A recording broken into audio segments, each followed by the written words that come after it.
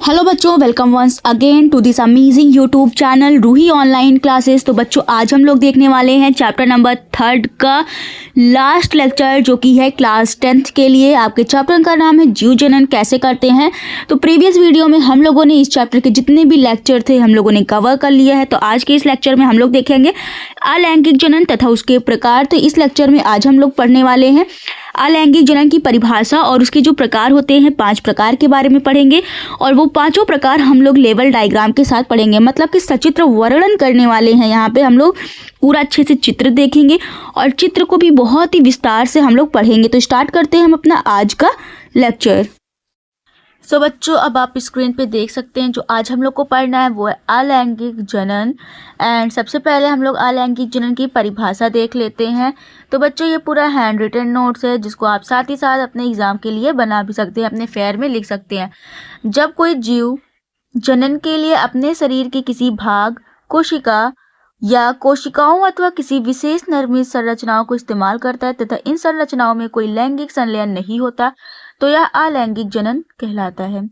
सो बच्चों, यहाँ पे समझाया जा रहा है आप लोगों को इस परिभाषा का मतलब होता है, अलैंगिक जनन का मतलब होता है कि जब कोई जनक कोशिका के शरीर से ही बहुत सारी नई कोशिकाओं का निर्माण हो जाए, नई कोशिकाएं निर्मित हो जाएं, जिनमें केवल एक ही जनक की आवश्यकता होती है, उसे हम लोग अलैंगिक जनन कहते हैं। तो इसमें बताया जा रहा है, इसमें शरीर के किसी भी पुराने भाग से या कोशिकाओं से उनमें से कोई नई कोशिका का निर्माण हो जाता है, जिसको हम लोग अलैंगिक जनन कहते हैं।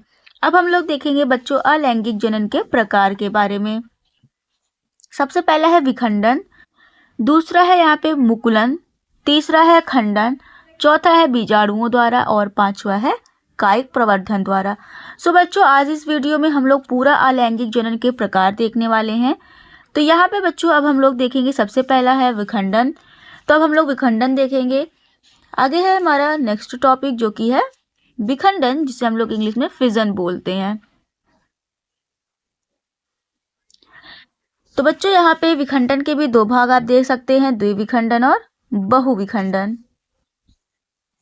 सब बच्चों, आप स्क्रीन पे देख सकते हैं। अब हम लोग सबसे पहले पढ़ेंगे द्विविखंडन और उसके बाद पढ़ेंगे बहुविखंडन, लेकिन उससे भी पहले हम लोग देखेंगे विखंडन के बारे में। तो बच्चों, विखंडन का अर्थ होता है टुकड़ों में टूटना। और यहाँ पे हम लोग देखेंगे कोई ऐसी कोशिका के बारे में देखेंगे जिनके एक शरीर से दो भागों में वो टूट के नई कोशिकाओं का निर्माण करते हैं। तो सबसे पहले पढ़ेंगे द्विविखंडन। इसका मतलब होता है एक कोशिकीय जीव दो समान भागों में विभाजित हो जाता है। कोई एक कोशिकीय जीव रहेगा और वो जो होता है हम लोग इसमें देखेंगे अभी उनके जो शरीर होते हैं वो दो भागों में टूट जाते हैं, जैसे कि उदाहरण में अमीबा और पैरामीशियम। तब हम लोग इसको डायग्राम के भी माध्यम से देख लेते हैं। तो बच्चों, यहाँ पे आप अमीबा में विखंडन देख सकते हैं, जहाँ पे देख रही है पूरा एक अमीबा है, अमीबा का केंद्रक है। तो आगे चल के पहले केंद्रक का विभाजन होता है और उसके बाद ये पूरी कोशिका का निर्माण, दो कोशिकाओं का निर्माण यहाँ पे हो जाता है। तो यहाँ पे अमीबा का विखंडन हम लोगों ने देख लिया। एक यहाँ पे जीव था, एक कोशिकीय जीव है और आगे चल के ये दो नए संतति का निर्माण कर देता है। आगे है बहुविखंडन। तो यहाँ पे क्या होता है कि एक कोशिका कई भागों में विभाजित होकर अनेक संतान को जन्म देती है। तो बहु का बच्चों ही समझ आ रहे हो कि जब बहु मतलब एक से ज्यादा, एक से अनेक संख्या रहेगी तब यहाँ पे बहु। विखंडन मतलब सबको समझ में आ गया, टुकड़ों में टूटने को हम लोग विखंडन बोलते हैं। जब कोई भी जीव टुकड़ों में टूटेगा या फिर बहुत सारी संख्याओं का निर्माण करेगा, एक से अधिक मतलब एक से अधिक संख्याओं का निर्माण जब होगा तो हम लोग बहुविखंडन बोल देते हैं। और ऐसा होता है, उदाहरण में है प्लाज्मोडियम। ओके, प्लाज्मोडियम में क्या होता है, बहुत सारी कोशिकाओं का निर्माण होता है और उसके बाद वो कोशिका फट जाती है। सपोज, जैसे मैं आपको समझा देती हूँ। सपोज बच्चों, यहाँ पे आप देख सकते हैं ये एक कोशिका है और इसके अंदर बहुत सारे जीवाणुओं का निर्माण होता है। और जब ये कोशिका पूरी तरीके से यहाँ पे जगह नहीं बचती है तो ये कोशिका क्या हो जाती है, फट जाती हैं। और जब ये कोशिका ऐसे फटती हैं तो इनमें बहुत सारी जितनी भी कोशिका रहती हैं उतने कोशिकाओं का निर्माण हो जाता है। तो यहाँ पे बहुविखंडन हो रहा है, एक से अधिक कोशिकाओं का निर्माण हो रहा है। तो ऐसा हम लोग प्लाज्मोडियम में हम लोग देखते हैं। और प्लाज्मोडियम के बारे में, इसके बारे में डिटेल में कैसा होता है, प्लाज्मोडियम का जीवन चक्र होता है जो कि आप लोग कक्षा 12 में पढ़ोगे। आगे बच्चों हम लोग देखेंगे यहाँ पे मुकुलन के बारे में। सो बच्चों यहाँ पे हम लोगों ने अलैंगिक जनन की परिभाषा देख ली है, अलैंगिक जनन के प्रकार देख लिए, सबसे पहले हम लोगों ने विखंडन देख लिया, अब हम लोग देखेंगे मुकुलन। तो बच्चों ये जो लेक्चर रहने वाला है आज इस चैप्टर का लास्ट लेक्चर रहने वाला है एंड इसके पहले हम लोगों ने सारे टॉपिक्स कवर कर चुके हैं। लैंगिक जनन पढ़ लिया है और उसके बाद जितने भी टॉपिक थे हम लोगों ने कवर कर लिया है। सो बच्चों यहाँ पे है, इस विधि में जनक के शरीर पर एक छोटी सी कली निकलती है जिसे मुकुल कहते हैं, जो विकसित होकर एक पूर्ण जीव बन जाता है, अंततः जनक से अलग होकर स्वतंत्र रूप से रहने लगता है।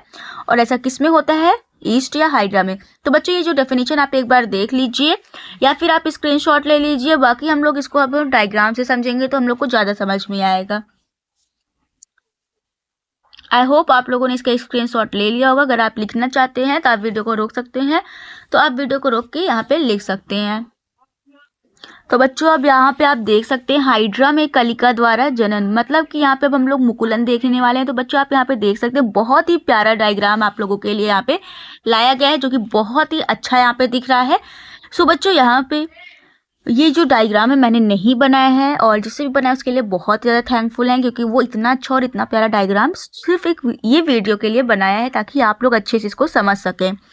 तो बच्चों ये बहुत ही प्यारा डायग्राम आप इस पे देख सकते हैं। ये मैंने बनाया नहीं है और जिसने भी ये बना के दिया है बहुत ही अच्छा बनाया है, उसको मैं इस वीडियो के माध्यम से थैंक यू बोलना चाहूँगी अगर वो वीडियो देख रहा है तो। आगे अब हम लोग देखेंगे यहाँ पे मुकुलन के बारे में। यहाँ पे आप देख सकते हैं मैंने वहाँ पे आपको बोला था कि ऐसा जो होता है मुकुलन जो होता है वो हम लोग हाइड्रा में देख सकते हैं। तो सबसे पहले आप लोग देख सकते हैं ये हमारा जनक हाइड्रा है, एक हाइड्रा है। आगे चल के बच्चों यहाँ पे आप देखेंगे छोटा सा यहाँ पे एक निकला हुआ कुछ आपको कलिका दिख रहा है जिसे हम लोग मुकुल बोलते हैं। ओके, ये देखो बराबर से इसमें एरो भी लगा कि कौन सा प्रोसेस कहाँ पे हो रहा है। सबसे पहले जनक हाइड्रा है जिनके शरीर में एक छोटा सा मुकुल निकलता है जिसे हम लोग कलिका भी बोलते हैं। आगे चल के ये जो होता है मुकुल जो होता है या फिर कलिका जो होता है बहुत ही अच्छे से ग्रोथ करता है, विकसित करता है। तो विकसित होती हुई कलिका है। आफ्टर डैट जब तक इसको पोषण की आवश्यकता होती है, जब तक ये अच्छे से वृद्धि नहीं कर लेता है, तब तक ये अपने जनक हाइड्रा जो होता है पेरेंट जो होता है इसका इसी के शरीर के साथ जुड़ा होता है। जब ये मुकुल क्या होता है अच्छी तरीके से ग्रोथ कर लेता है और इसमें सारे पोषण अच्छे से मिलते रहते हैं इनके जनक हाइड्रा से, और आफ्टर डैट जब ये पूरी तरीके से परिपक्व हो जाता है तो इनके शरीर से ये निकल जाता है। ठीक है ना, ये जो शरीर है शरीर में देखो अटैच है, जनक हाइड्रा के अटैच है, ये अभी जुड़ा हुआ है। और जब ये बड़े हो जाते हैं तो क्या होता है इनके शरीर से ये अलग हो जाते हैं और एक अलग संतति का निर्माण हो जाता है।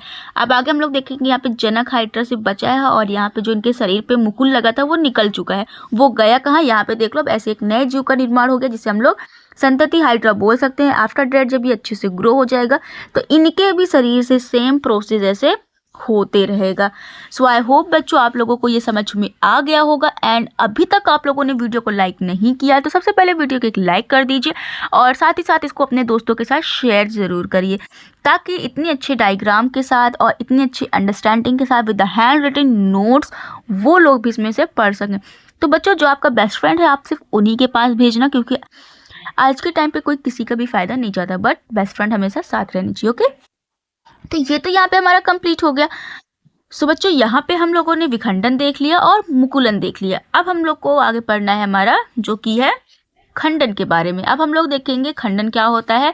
तो बच्चों इसमें जब मैंने परिभाषा बताई थी मुकुलन का तो वहाँ पे आपको उतना अच्छे से नहीं समझ में आएगा जितना अच्छा मैंने डायग्राम में आपको समझा दिया है। सो आई होप आपको कोई भी कन्फ्यूजन एंड डाउट नहीं होगा। अगर कोई भी कन्फ्यूजन एंड डाउट है भी तो आप कॉमेंट सेक्शन में पूछ सकते हैं। तो बच्चों यहाँ पे है खंडन। खंडन की परिभाषा हम लोग देखेंगे। कुछ बहुकोशिकीय जीवों का शरीर पूर्ण वृद्धि करके 2 या 2 से अधिक खंडों में टूट जाती हैं और प्रत्येक खंड नया जीव बनाता है या फिर बनता है। और ऐसा होता है बच्चों स्पाइरोगाइरा में और यूलोथ्रिक्स में। इसमें बताया जा रहा है कुछ बहुकोशिकीय जीवों का शरीर, मतलब कि जो अभी तक हम लोगों ने विखंडन में देखा था एक कोशिकीय जीव, अब यहाँ पे आ गया है बहुकोशिकीय जीवों का शरीर। क्या करता है पूरा वृद्धि कर लेता है और आगे चल के 2 खंडों में टूट जाता है और प्रत्येक खंड नया जीव बनाता है। तो ये होता है स्पाइरोगाइरा में। आगे हम लोग इसको भी डायग्राम के हेल्प से समझेंगे तो ज़्यादा अच्छे से समझ में आएगा बच्चों।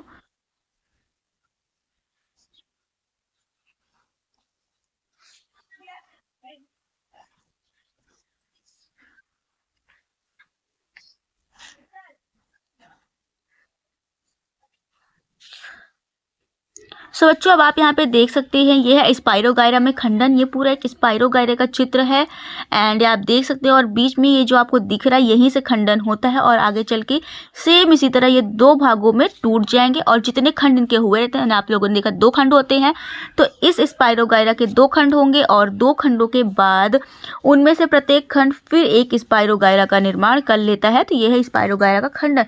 तो बच्चों अगर आप ये डायग्राम भी बनाना चाहते हैं तो आप वीडियो को रोक के ये डायग्राम बना सकते हैं। आगे अब हम लोग यहाँ पे हमारा थर्ड कंप्लीट हो गया है। अब हम लोग आगे देखेंगे हमारा नेक्स्ट टॉपिक। तो बच्चों स्टार्टिंग में हम लोगों ने देखा था कि हमको अलैंगिक जनन में 5 प्रकार पढ़ने हैं, 3 प्रकार हम लोगों ने पढ़ लिया। अब चौथा है पुनरोध भवन। उसके बाद हमारा लास्ट एंड फाइनल टॉपिक रहेगा जो कि रहेगा कायिक प्रवर्धन। आप लोगों ने देखा जो कि 5वां रहेगा। पुनरोध भवन में अब हम लोग देख लेते हैं यदि सरल प्राणियों को कई टुकड़ों में काट दिया जाए तो प्रत्येक टुकड़ा विकसित होकर पूर्ण जीव का निर्माण कर देता है। यह प्रक्रिया पुनरोध भवन कहलाता है। उदाहरण में प्लेनेरिया। तो बच्चों पुनरोध भवन मतलब रीजनरेशन, मतलब कि अगर किसी भी जंतु का कहीं से कोई पार्ट कट हो जाता है, कोई टुकड़ा कट हो जाता है, उसके शरीर से अलग हो जाता है, तो वो जो टुकड़ा कटा होता है ना वहीं से नए जीव का निर्माण वो कर लेता है, पूर्ण जीव का निर्माण हो जाएगा। तो यह प्रक्रिया पुनरोध भवन कहलाती है, जैसे कि ये प्लेनेरिया में होता है, प्लेनेरिया जंतु में होगा। अब हम लोग इसका डायग्राम, जैसे हम लोगों ने बाकी प्रकार जितने हम लोग अलैंगिक जनन के पढ़े सारे के डायग्राम देखे, अब हम लोग इसके भी डायग्राम देख लेते हैं। सो बच्चों अगेन आप देख सकते हैं बहुत ही ब्यूटीफुल डायग्राम है जो कि है प्लेनेरिया में पुनरोध भवन। आप लोग देख सकते हैं ये जनक प्लेनेरिया है और इनके खंड आप लोग देख सकते हैं 3 खंडों में इनका शरीर बटा हुआ है, मतलब 3 के टुकड़े हो गए हैं। अब हम लोग देखेंगे जितने भी टुकड़े यहाँ पे हुए हैं प्लेनेरिया के, प्रत्येक टुकड़े से एक नया जीव बन जाता है। देख रहे हो जो ऊपर वाला कट हुआ था उससे एक नया जीव बन गया, बीच वाले खंड से नया जीव बन गया और तीसरे वाला खंड से नया जीव बन गया। तो यहाँ पे आप देख सकते हैं 3 संतति प्लेनेरिया बन चुकी है। तो बच्चों आई होप आपको ये बहुत ही अच्छी तरीके से समझ में आया होगा, जिसमें आपको ये समझाया गया था कि कोई भी प्राणी जिनमें अगर उनका शरीर कई टुकड़ों में काट दिया जाए तो उनके प्रत्येक टुकड़े से एक नई संतति का निर्माण हो जाएगा। तो वो प्रोसेस होता है प्लेनेरिया में और प्लेनेरिया का हम लोग चित्र के साथ देख लिए हैं एंड आई होप आप लोगों को ये समझ में आ गया होगा। अब हम लोग देखेंगे अलैंगिक जनन की 5वां प्रकार जो कि इस मतलब कि लेक्चर का लास्ट टॉपिक रहने वाला है एंड इस चैप्टर का भी लास्ट टॉपिक रहने वाला है और आज ये चैप्टर एंड हो जाएगा। सो बच्चों अब देखते हैं हमारा नेक्स्ट एंड लास्ट टॉपिक। तो बच्चों आप यहाँ पे देख सकते हैं जो कि 5वां प्रकार है कायिक जनन। इसमें क्या होता है, प्रजनन की विधि है जिसमें पौधे के किसी भाग से जड़, तना, पत्ती या उसके किसी हिस्से से नया पौधा बनता है, ना कि बीज से। जनन की इस प्रक्रिया को कायिक जनन कहते हैं। तो बच्चों कायिक जनन बेसिकली होता है पौधे में और इस पौधे में नए पौधे का तो निर्माण हो जाएगा लेकिन उनमें बीज की आवश्यकता बिल्कुल भी नहीं होगी और वो पौधे के किसी भी कायिक भाग से जैसे जड़ से, तने से, पत्तियों से नया पौधा बन जाता है। तो इसी को हम लोग कायिक जनन कहते हैं। अगला हम लोग देखेंगे कायिक जनन के जो प्रकार होते हैं 2 प्रकार के होते हैं बच्चों, प्राकृतिक कायिक जनन और कृत्रिम कायिक जनन। तो प्राकृतिक में होता है जड़ों द्वारा, तनों द्वारा और पत्तियों द्वारा। कृत्रिम में होता है कलम लगाना और दाब लगाना। तो बच्चों कलम लगाना जो होता है आप लोग देखे होंगे गुलाब के पौधों में होता है कलम लगाने के लिए। ऐसे ही जड़ों द्वारा भी बहुत सारे पौधे उगते हैं, तनों द्वारा भी उगते हैं और पत्तियों द्वारा भी उगते हैं। आगे हम लोग देखेंगे बच्चों अलैंगिक जनन के क्या लाभ होते हैं। सबसे पहले शीघ्र और सरल प्रक्रिया होती है और इसे बहुत ही कम समय में अनेक संतान का उत्पादन किया जा सकता है। तो बच्चों आज हम लोग ने बहुत ही कम समय में अलैंगिक जनन के पूरे प्रकार देख लिए हैं। तो बच्चों वीडियो अच्छी लगी हो तो वीडियो को ज़्यादा से ज़्यादा लाइक करें, शेयर करें और ऐसे डेली अमेजिंग वीडियोस के लिए और आप चाहते हैं कि जो भी वीडियो चैनल पर अपलोड किया जाए और नोटिफिकेशन सबसे पहले आप तक पहुँचे और आप वीडियो को सबसे पहले लाइक करें और शेयर करें तो चैनल को ज़रूर सब्सक्राइब कर लीजिए। Thank you, bye bye.